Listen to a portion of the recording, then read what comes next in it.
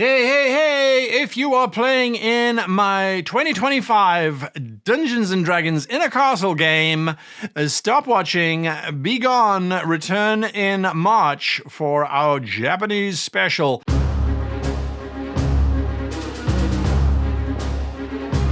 Hello and welcome to this week's episode of Guy the Adventures. I'm Guy and we are continuing our journey. Now, if you haven't watched the previous two videos, I suggest you go and check them out because I'll be referring to them. I realized that if I wanted my players to invest in this castle and village, I was going to need to have some rules for how they could do that and what they needed to do in order to claim this space. Part of my thinking with this adventure creation is that the players get to the castle and they go through the swamp and they go through the caves and they go through the dungeon and then they get to the castle and they're like, yay, the castle's ours, woo! That's part one of the adventure.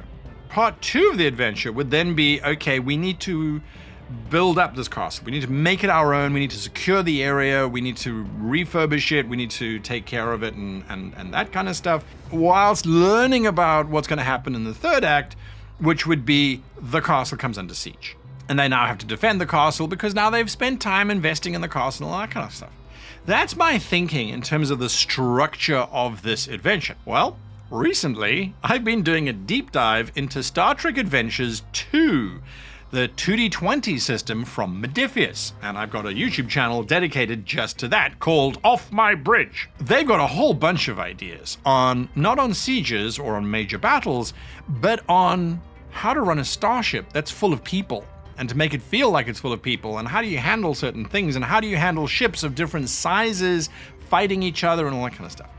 And that kind of got me thinking, what if your castle slash location, because it could be anything, it could be a castle, it could be a fort, it could be a tree that's been designated as the elf tree, it could be a location. How do you create rules for a location that allows it to generate supplies, that makes it of value to the PCs, but also can be attacked by armies? And then how do you make armies that could attack something like this in a fun and cool way, but which also don't overly complicate the entire thing and turn it into a grind fest?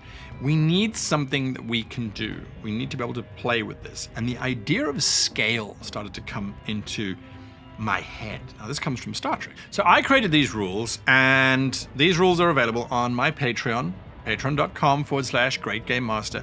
Link here. Let's look at these rules. First and foremost, locations and armies is meant to be background stuff. It's not meant to take the center foreground.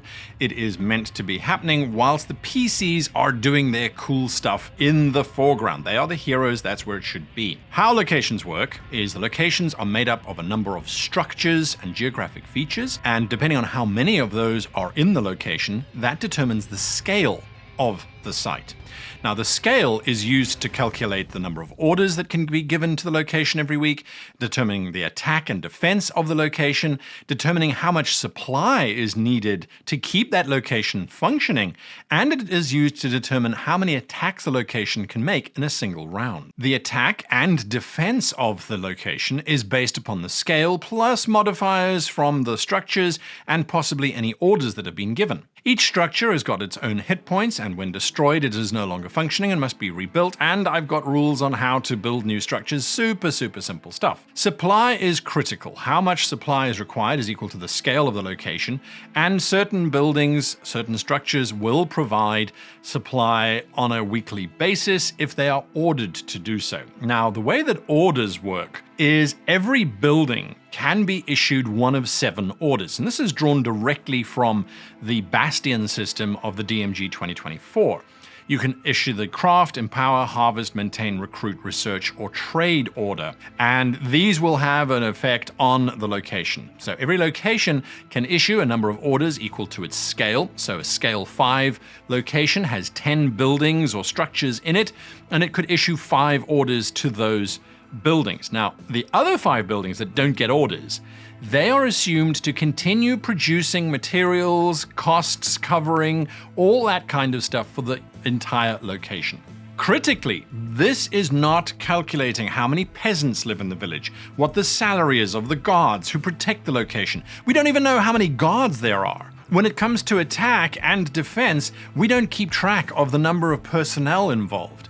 The attack of a castle represents the castle firing trebuchets, archers, pitch, all of that wonderful juicy stuff that we saw in last week's videos, Ironclad and Excalibur. All of that is just boiled down into a single attack roll or multiple attack rolls depending on the scale of the castle, and those deal damage equal to the scale of the location times 2d10. I've then got some renown, a renown system in there, which allows the PCs to invest in that location. We want the PCs to want to stay there.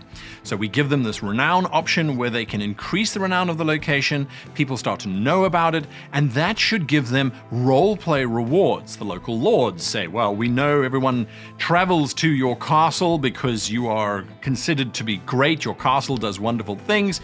So we want to give you a title, we want to provide you with supply, or we demand supply from you. There are lots of structures. There's lots of structures that have some basic stuff, and we can add in more. Each structure has got a hit point value as well as a special ability, which sometimes kicks in as it's built. Sometimes it kicks in every week or whenever an order is issued. So with that in place, I then needed to look at the armies and say, well, how do we calculate armies so that we could have battles of armies against armies, or we could have battles of armies against locations? And I went, well, we're just going to use the same idea. We're going to generate a scale for the army, and that scale is going to create our base attack, our base defense, our base hit points. Everything is going to be derived from the scale. One of the things that I am emphatic on is that this is not a war game. This is not a wargame simulator, this is a role-playing game, and we're creating the simplest mechanics we can in order to have a randomness to it as well as a PC intervention capability to it. That inspiration came from watching films like Excalibur. The PCs should be able to thwart or circumnavigate entire situations by making some smart choices. But we need the mechanics to be able to support it in case they don't. Armies work very much like locations. Armies are not number dependent. You can have an army of 10,000, an army of 1,000. We don't care. We are never going to fight through all 10,000 individuals. It is background stuff. So we need to boil down the armies into a scale. So when we have scale for scale, the scale of a location, the scale of an army, two armies against each other, it's the scale of the armies against each other. Scale is equal to the total CR rating of all of the creatures who make up the army, but only calculated once. So 5 bandits, for example, if they've got a CR rating of a half, 5 bandits would still only contribute a half CR to the total of this scale value.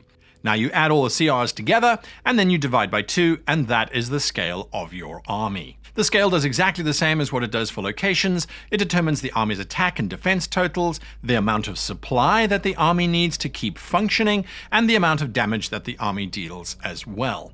And those calculations are exactly the same for the armies as for the location. We then have commands. In a location, you have orders. You order the structure to generate food, or you order the structure to generate income. With an army, you have commands. Commands are not given on a weekly basis, they're given on a turn-by-turn basis because, well, that's just how the game works. The commands that can be issued, there are not a lot of commands. They all do something to the army. It could be increasing their attack, increasing their damage. It could be to start a siege. It could be to run away, to withdraw, depending on how well the battle's going for you.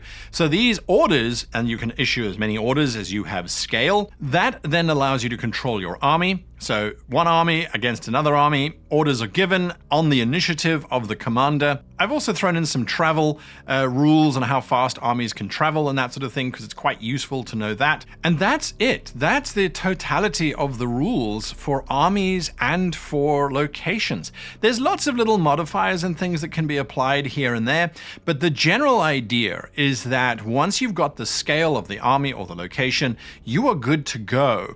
Those numbers are really simple to calculate, and that is all you need to run some pretty epic battles, in my opinion. So now that I've created this rule set, and I'd love for you to hit the like button if you like what I've done, because that shows me I should carry on doing more of this stuff. But perhaps you go, ow, just roll a d20 and roll a d20 and see what happens. I've certainly advocated that in the past myself. Next week, in the final of this 4-part series, where we create the actual adventure itself and figure out how to put all of these different things together. In the meantime, I've got to go and watch, I think I'm going to watch Ironclad again, because I enjoyed that film. Or maybe Excalibur. Maybe I'll just watch them both. You know what? I'm just going to watch them both. And maybe The Descent too. I've got a lot of stuff to watch. Hopefully you do too. And until next week, I wish you and yours the happiest of adventure creation.